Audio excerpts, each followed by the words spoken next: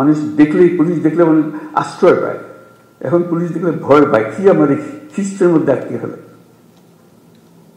একটা ভয়ঙ্কর একটা ক্যারেক্টার। পুলিশ হলো বন্ধু,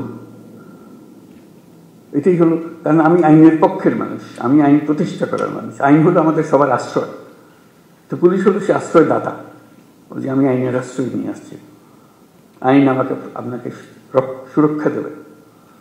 এটা যদি আমরা এই ইমেজটা যদি প্রতিষ্ঠিত করতে পারি, অতীতের সব কথা আমাদের বলে যাব।